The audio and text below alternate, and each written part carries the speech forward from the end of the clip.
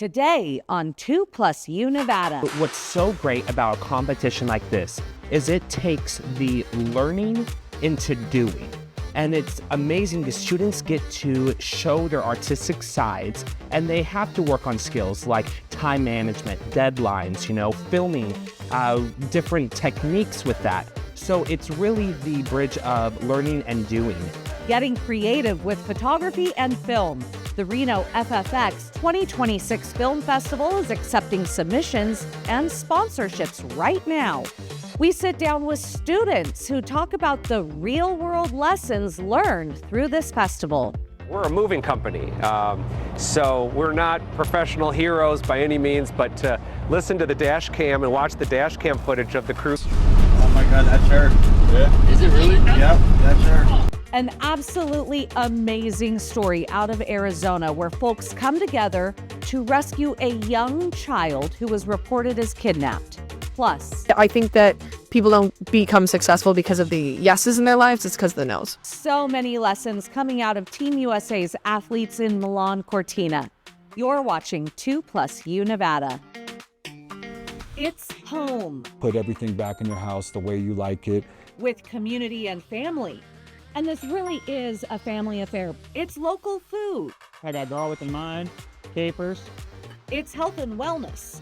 Plus, we don't have these, and we could be using them. With plenty of entertainment.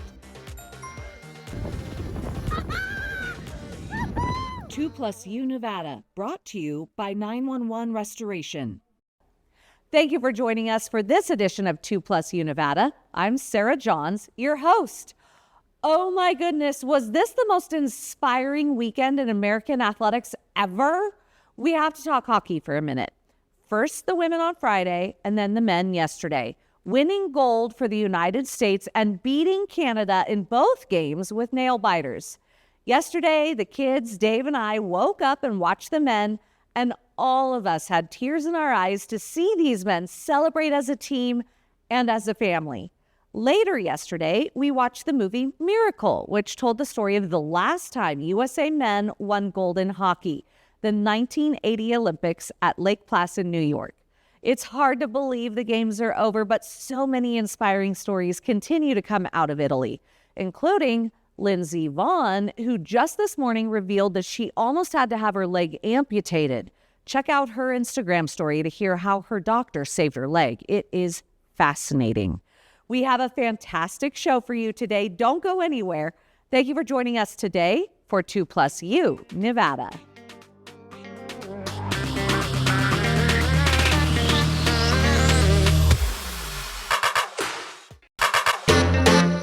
You are watching 2+U Nevada, and this afternoon I am so excited to have two amazing high schoolers joining us to talk about Reno FFX 2026, and that is a student film festival put on throughout Northern Nevada by an educator at AACT, and both Colton and Theo, you both are seniors at AACT. And tell me, you have participated in this Reno FFX Film Festival in the past, both in film and in photography. Explain to me what this film festival does to prepare you for a future. I personally think that it definitely helps with working with partners. It also, for me personally, it's helped me a lot, like benefiting me with working on deadlines. I would definitely say that's sometimes a struggle, but also for me, it has been a genuine good way to like find new ways to film things or like new techniques. It's also a really good place to like learn and ask questions, especially with your peers or teacher. Mm-hmm. Yeah. Well, and I have to say, because we had Mr. Zorn, the film teacher at AACT, on here with Hunter Rand, actually a former student of his, who is now sponsoring this event. And Colton, I can't get over what a phenomenal 15-year run this film festival has had. And what's great about it, I feel, is that the awards given to these students, these are high school students, and you're not just getting a plaque, you're getting like a DSLR camera, you're getting microphones, like you're getting legit stuff that you will be able to use. Yeah, so Reno FFX is built around students, and It was built around our CTE, Career Technical Education Academy. And what's so great about a competition like this is it takes the learning into doing. And it's amazing because students get to show their artistic sides, and they have to work on skills like time management, deadlines, filming, different techniques with that. So it's really the bridge of learning and doing. And we want to continue to inspire students with this. So we want to give prizes that students can use hands-on in their future. So a camera that can impact a student will take them 10 more years of being able to use it and have that experience with it, because a lot of the equipment, at least for myself, I have to check out a lot of equipment through my school. And I've never had my own equipment until last year when I got a ring light where I was able to now use it, and I still use it. So these prizes really are because of our sponsors, and we're still looking for sponsors. So anyone who is interested in donating prizes or money to help continue inspiring these young artists, we always love it because that's our number one goal. Absolutely. And great call to action there for anyone who wants to be a sponsor to help these students move forward. And let's just also honor another sponsor, JTNN, Join Together Northern Nevada. They have been a sponsor of this film festival since its inception.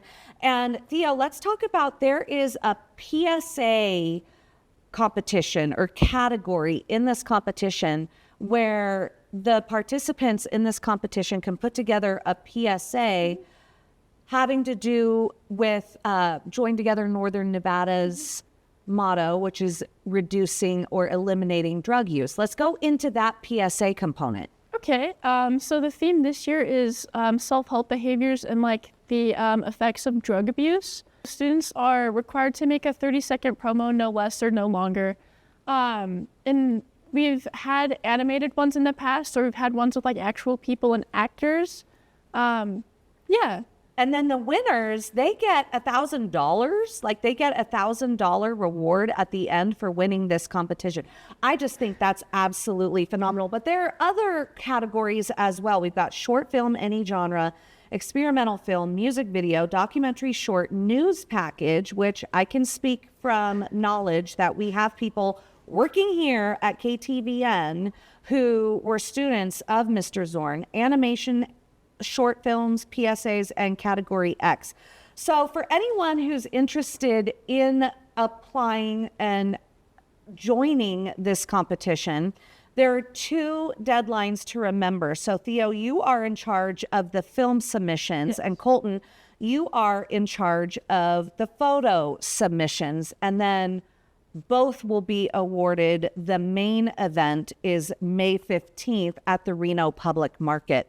So what are you looking for the photo submissions, Colton? Okay, so we do have some categories. This is the first year that we are taking our theme. So our theme is paranormal. We're taking that Category X and we're applying it also to the photo contest. So we have ghost towns. Since we live here in Reno, Nevada, we are so lucky that we have all the Virginia City, and we have ghost towns that are just maybe an hour or 2 hours away. So that's one of the themed competitions. We also have Tiny Terrors, which is students make little tiny sets using clay or Lego figures. And that's going to be incorporated with the overall theme. And the photos for our top finalists, we will print them on a beautiful canvas, and they will be featured at Reno Public Market, I believe for 2 weeks. I'm not sure, don't quote me on that. But they'll be featured at Reno Public Market where people can purchase them. And the money goes right back to the students. So we try not to take it because, the art of photography and just art in general, it's such a gift, and we want to make sure that goes back to the artist that took the time to look at those little details, because that's really what it is. I mean, you're doing news, and you want to see your art and see your own art be out there, because it's amazing. Well, it's amazing. It's amazing feeling. It really is. It really is. Yeah. No. Well, thank you both so much for joining us this afternoon. For more information on how to participate in Reno FFX 2026, go to Reno RenoFFX.com. And then if you just want to go out and support and see the winners, remember that the big showcase is May 15th, 6 to 9 p.m. at Reno Public Market. Thank you both so much. Thank you for having us on. You're watching 2+ U Nevada.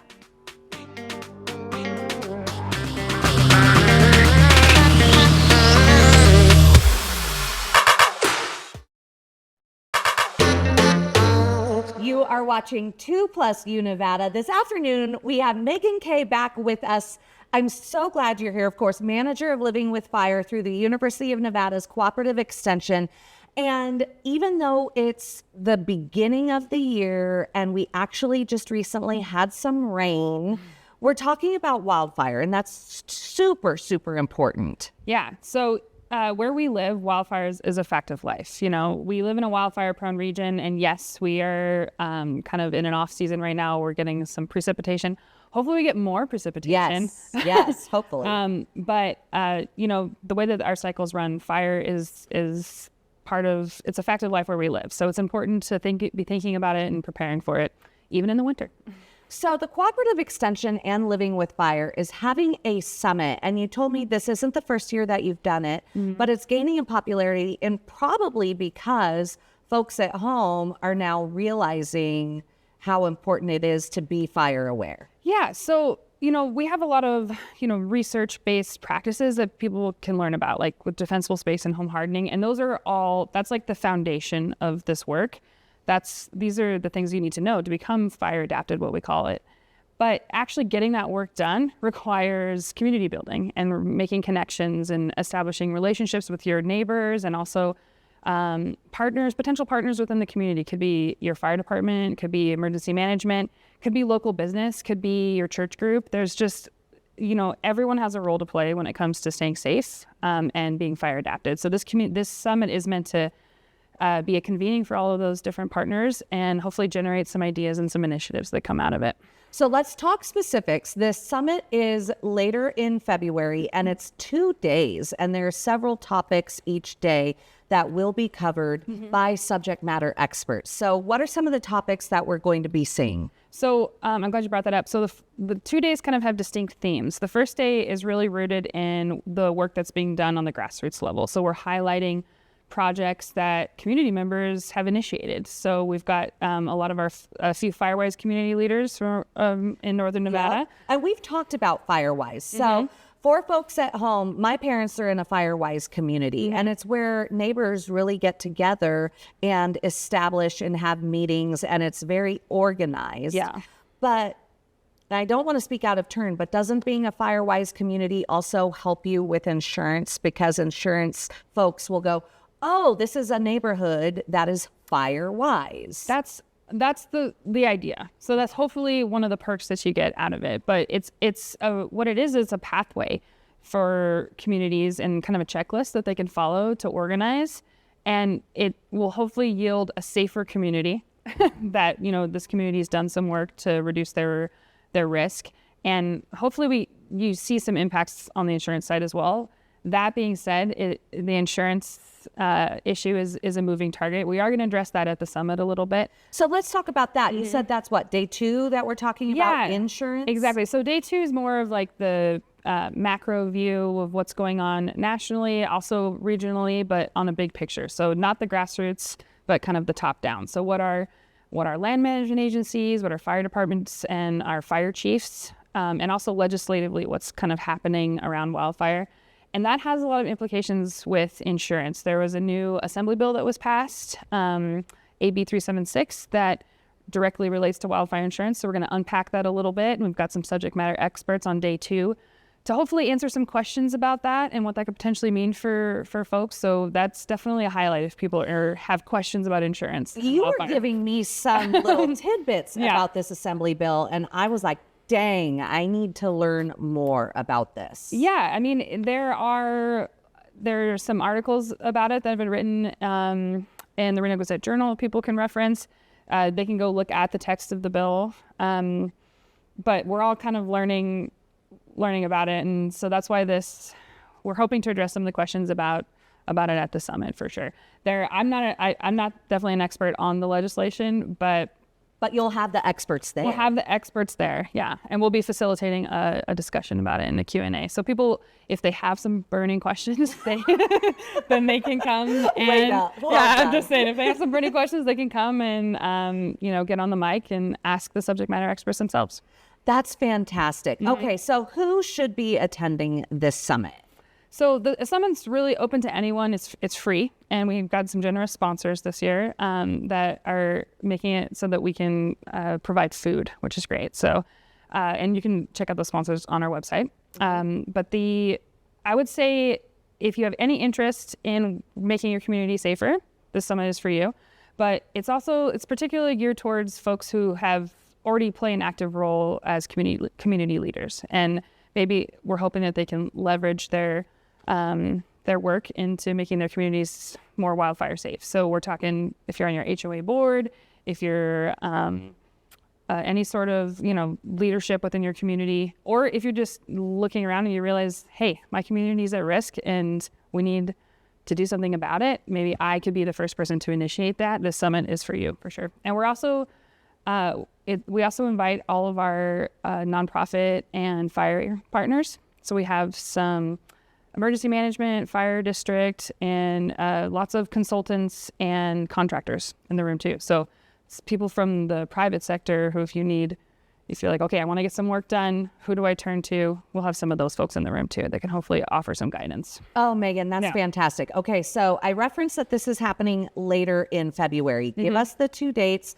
How do people register? You said it's free, and where is it? So it's Monday, February 23rd and 24th. It's free. It's at University of Nevada, Reno at the Joe Crowley Student Union. I still want to call it the Joe Travis because I went to school there, but it's the Joe Crowley Student Union. And you can register online at our website, livingwithfire.org. If you go just type in that URL, it's going to be the first thing that you see on the website. Fantastic. And again, this sounds like it's for everybody. And we all know that we live in that fire-prone community. We've seen big fires in the winter. So very important information. Yeah, thanks. Thanks for having me. And hopefully, this sparks some interest. Megan, you got it. You're watching 2+ Nevada.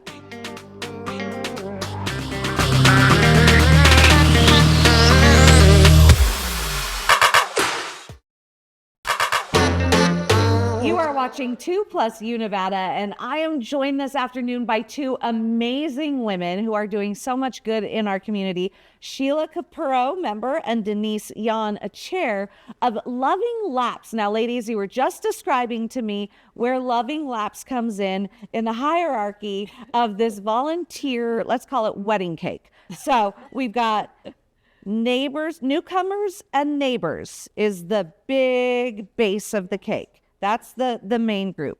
Then one tier up, we've got North-South Quilters, and that's a group. And within that group, then we've got what do you call the cake topper? The cake topper, Loving Laps. And these ladies are with Loving Laps, and I love what you do. You, first of all, have such beautiful quilts. We'll talk about how these come to be here in a minute.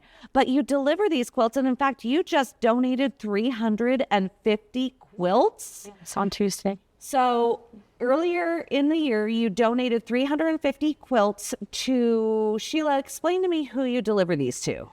They go to seniors that are in long-term care that maybe don't have a family member that might bring them something. And then through Catholic Charities, our nurse takes them out to homebound seniors that we deliver food to and bring a quilt to them. And I love, you were telling me that Catholic Charities who are delivering these to the homebound seniors, nurses are actually the people who deliver it, because we've got these homebound seniors and they don't necessarily have the opportunity to go out and get something like a nice, comfortable quilt to keep them warm. And the nurses are checking up on them as well. That is correct. And delivering food. And it's all over northern Nevada. It's Elko, Ely, Winnemucca. It's all in northern Nevada. Well, and Denise, explain to me, and I'm just going to set my notes aside for a second because this is absolutely gorgeous. I picked this one because I thought that it went with our set, and I just love the colors of this. This is so high quality, such beautiful work. And you said there could be multiple hands on one quilt. Explain the process when you ladies get together, and I assumed ladies, my bad, ladies and gentlemen, get together to quilt.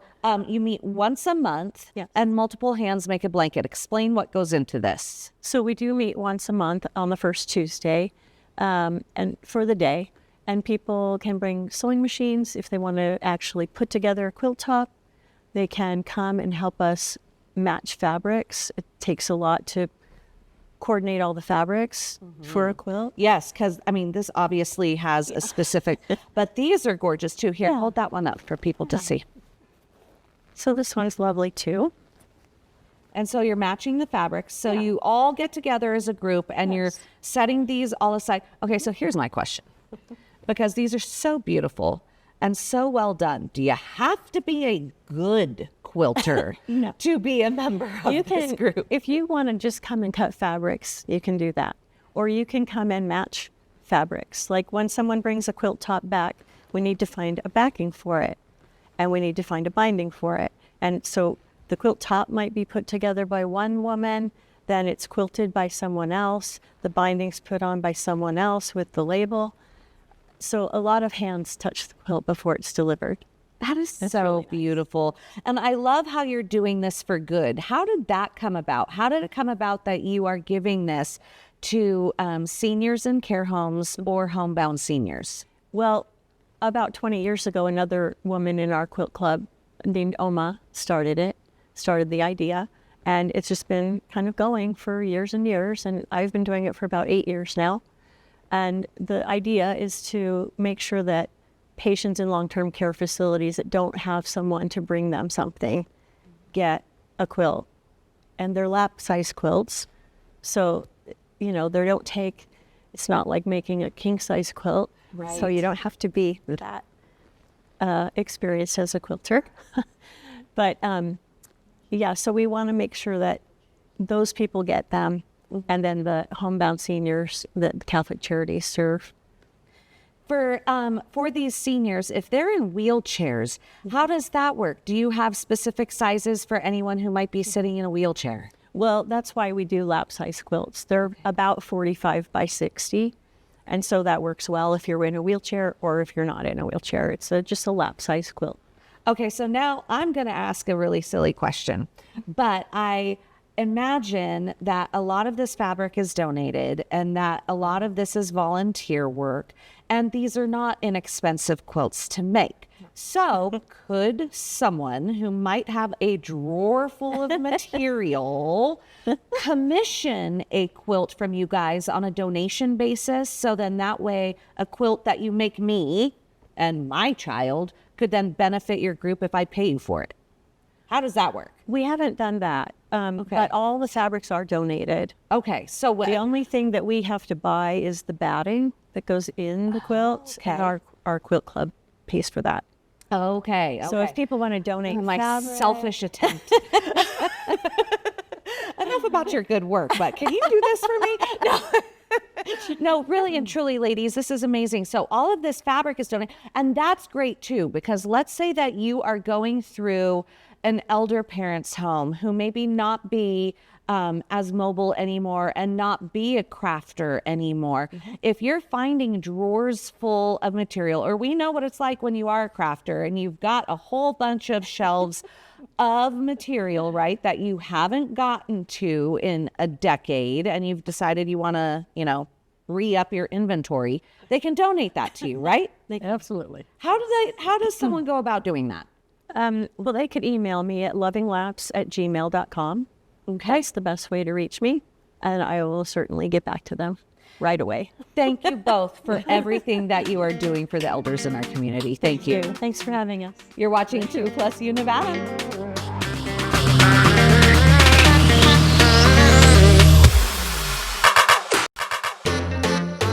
Now to an amazing story which proves the Amber Alert system truly works, as does Community Looking Out. A 3-year-old girl who was allegedly abducted from her home is safe thanks to the help of a moving crew and a convenience store security guard. Zach Perlutsky reports. It's just before 7 on Sunday morning as employees at Camelback Moving are getting some coffee and food to start their day when this pickup truck pulls into the back of Quick Trip. The Amber Alert system works. President of Camelback Moving, Chad Olson, says the security guard at this QT recognized the toddler and the suspect, 23-year-old Marina Noriega, from this Amber Alert, and asked some of his truckers to help figure out which vehicle they were in. And the thing is that the lady's wearing like pink pants. The Amber Alert that went out yesterday? Never? Yesterday? That one. Oh, what? Yeah. Should I block the truck? Huh? Should I block them? Should block. As that security guard called 911, the moving trucks moved into place. We're good Samaritans, do the right thing. I mean, we have core values about community and being proactive. While multiple Camelback moving trucks blocked the pickup truck, the employees started looking up the Amber Alert pictures themselves. Oh my God, that's her. Yeah. Is it really? Yep, that's her. At one point, you can see what appears to be Noriega look out her driver's door towards the employees blocking them in. Minutes later, look, here comes the puppos right here. The moving trucks move out of the way as several Phoenix police officers come in to find the toddler and arrest Noriega. We're a moving company, so we're not professional heroes by any means, but to listen to the dash cam and watch the dash cam footage of the crew kind of identifying the situation and who this was and putting the plan together that we're going to block this truck in with our truck and not allow them to leave, I couldn't be more proud. Isn't that just amazing? Now for a different kind of looking out. As America's population ages, adult care centers are having to think outside the box, especially with an acute caregiver shortage.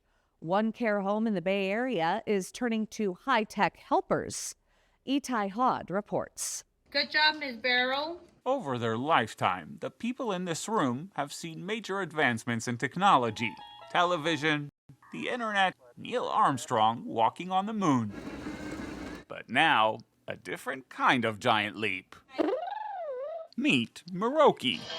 He plays music. Should I practice my autograph? Knows how to work a room. Which U.S. state is known as the Sunshine State? And happens to be very good at trivia games. Wow. The folks here at Live Oak Adult Daycare Center in San Jose are living with mild to moderate dementia. I love it. And Miroki has a way of bringing the room to life. It has brought a lot of joy. Izumi Asukawa is Live Oak's Chief Happiness Officer. Yes, that's actually her title. She says the robots keep people company, freeing staff to focus on care. 10,000 people are turning 65 every day, and we don't have enough caregivers. Once the stuff of science fiction, high-tech helpers like Miroki are showing up in nursing homes across the country, with a global market for elder care assistive robots expected to soar from $3.4 billion in 2025 to nearly $10 billion by 2033.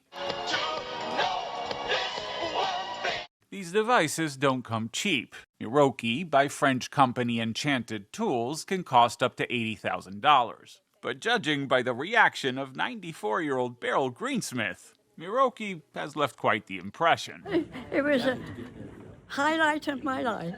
And as if that weren't enough, he's got one more trick up his sleeve, a built-in sense of humor. What do robots eat for a snack? Computer chips. Which apparently runs on dad jokes. Itai Hod, CBS News, San Jose, California. Stay with us. We'll be right back with some amazing rescue stories.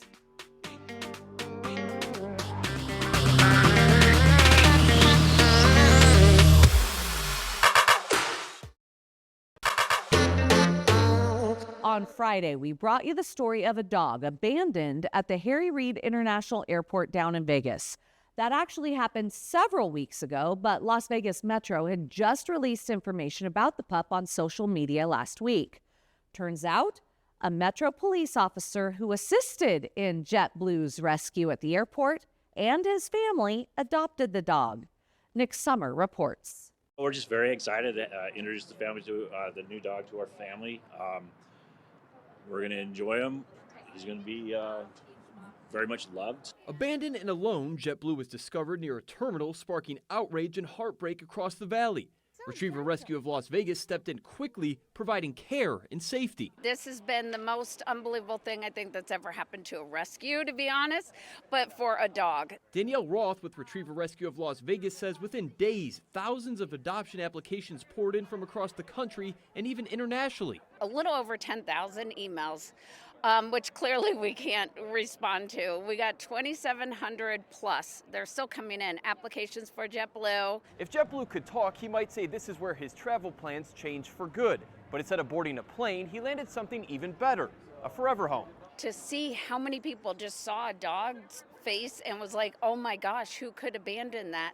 When that happened, it was absolutely crazy how many people fell in love with him. But among the thousands of applications, there was a familiar name, a Las Vegas Metro police officer, Skeeter Black, who responded to the scene the day JetBlue was found.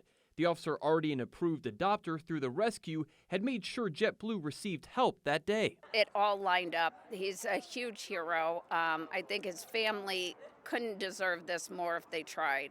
They really just couldn't. Roth says something special happened almost immediately. She says there was an instant connection between Officer Black and JetBlue. Roth says you could see the comfort, the calm, as the officer made sure his furry friend was safe. He only wanted to get back to Skeeter. That was his goal, was to get back. And so we had to put him in a back room to play. Skeeter just really wanted to be with who he knew was his dad. Meanwhile, an entire police department has adopted a new pup. Abandoned before a big storm, the pup originally was needing rescuing. But as Peter Maxwell shows us, he's rescuing the first responders who helped get him off the street. Hi, pup. He's not mean. Cassidy Blackburn was sitting inside her Milford home when one of her two dogs alerted her to something outside. I looked out the window and I just saw like a black shadow cut across my deck, and I was like, oh my gosh. When Cassidy went outside, she noticed a stray dog and he wasn't wearing a collar, so she went to check with neighbors to see if anyone's dog may have gotten out. I walked around the neighborhood for probably an hour or an hour and a half or so. But no one claimed him. Cassidy couldn't bring him inside her home because of her own dog, so she called Milford Police to help get the dog out of the bitter cold. Hey, it's okay, buddy. Hey, it's okay. Do you know if we have any kibble or dog food up there? If not, I have some I can give you. Okay, I can run to Walmart. It's not a big deal. I sat down with Milford Police Lieutenant Ed Pilch. We put them on our department's social media when the officers got back to the station, and we had comments and things like that, but no one claimed ownership. After a few days, police say he was turned over to Oakland County Animal Control, where he spent a week waiting. Still nothing. But instead of leaving his future uncertain, the Milford Police Department opened their hearts, adopting the dog they had already come to love. He warmed some hearts, and we didn't want to see him, in a bad position. I asked how they settled on the dog's name, Lil Craig. When the guys brought him back that night, he was hanging out by Craig's office, and Craig was on vacation. So he goes, one of the guys just said, oh, this is Little Craig. And it stuck. Since the department adopted Little Craig, he's undergone a few medical and dental procedures and is being treated for a cold, but that isn't slowing him down. Little Craig now lives at the station, roaming the halls, greeting visitors, bringing smiles, and a little stress relief to officers every day. Cassidy says she's thankful that the men and women of the Milford Police Department gave him a place to call home. He's got people that come in and visit every day. I'm so happy. While we're on this rescue theme, you're about to meet someone who loves two things in to spin Terry's slumbers into fundraising gold. The sanctuary has now doubled in size and added a full-time vet, kitty, which Terry said in Green Bay, Wisconsin. Stay with us. We'll be right back.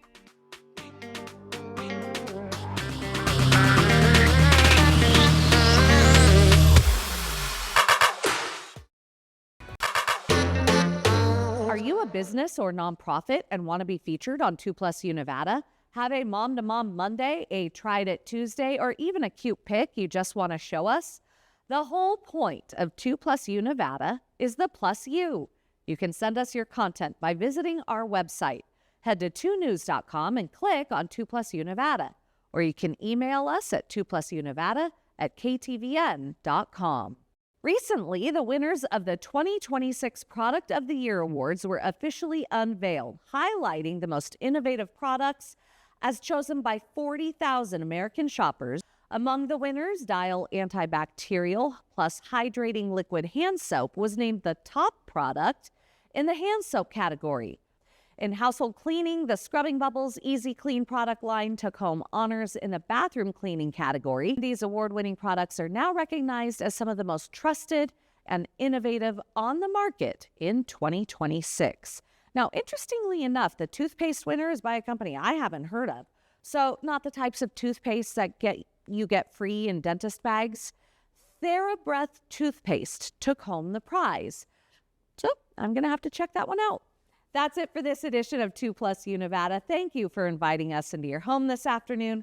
We look forward to joining you every weekday at 3 for 2+ Nevada. 2 News Nevada at 4 starts now.